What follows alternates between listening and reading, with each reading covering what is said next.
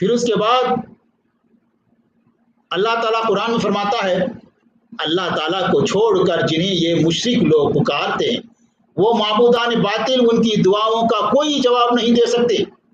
انہیں پکارنا تو ایسا ہی ہے جیسے کوئی شخص پانی کی طرف ہاتھ پھیلا کر اس سے درخواست کرے کہ تو میرے منہ تک پہنچ جا، حالانکہ پانی اس تک پہنچنے والا نہیں۔ بس اسی طرح کافروں کی دعائیں بیکار جانے والی ہیں۔ تو اس لیے ہم تمام کو چاہیے کہ ہم شرک سے بدعات سے دور رہنا چاہیے، ورنہ ہم کتنے اچھے کام کرتے ہیں۔ رمضان میں ہم زکوٰۃ دیتے ہیں، فطرہ دیتے ہیں، نماز پڑھتے ہیں، روزہ رکھتے ہیں اور تراویح پڑھتے ہیں، حج کرتے ہیں، عمرہ کرتے ہیں، سب کچھ کرتے ہیں، لیکن اگر شرک کیے تو یہ تمام اعمال، یہ تمام اجر، یہ تمام ثواب بیکار ہو جائے گا، دعائیں بیکار ہو جائیں گی۔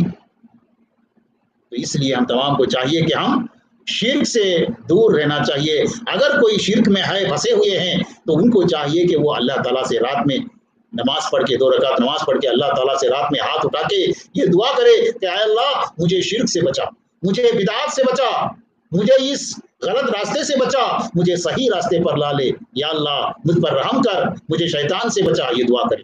دیکھیے انشاءاللہ اللہ تعالیٰ ان کی دعا ضرور قبول کرے گا، ضرور ان کو صحیح راستے پر لا کر چھوڑ دے گا۔ پھر اس کے بعد اللہ تعالیٰ قرآن میں فرماتا ہے، اللہ تعالیٰ یہ ایک مثال دیتا ہے، یہ غلام تو وہ ہے جس کے مالک ہونے میں بہت سے خلق آقا شریک ہیں جو اسے اپنے اپنے طرف کھینچتے ہیں، اور دوسرا شخص مکمل طور پر صرف ایک ہی آقا کا غلام ہے۔ کیا ان دونوں کا حال یکساں ہو سکتا ہے؟ الحمدللہ ایسا نہیں، مگر اکثر لوگ جانتے نہیں۔ یعنی یہ غلام ہے، یہ نوکر ہے، اس کے 10 مالک ہیں، 10 یجمان ہیں اس کے، اور یہ غلام ہے اس کا ایک ہی مالک ہے۔ کون اچھا ہے بولیے؟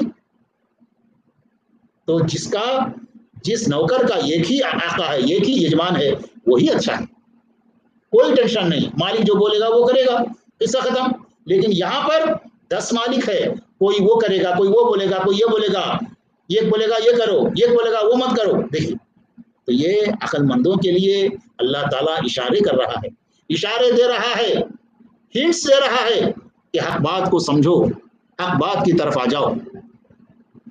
پھر اس کے بعد اللہ تعالیٰ قرآن میں فرماتا ہے، اللہ تعالیٰ تمہیں تمہاری ذات سے ہی ایک مثال دیتا ہے، کیا تمہارے ان غلاموں میں سے جو تمہاری ملکیت میں ہیں کچھ غلام ایسے بھی ہیں جو ہمارے دیے ہوئے مال و دولت میں تمہارے ساتھ برابر کے شریک ہوں، اور کیا تم ان سے اس طرح ڈرتے ہو جس طرح آپس میں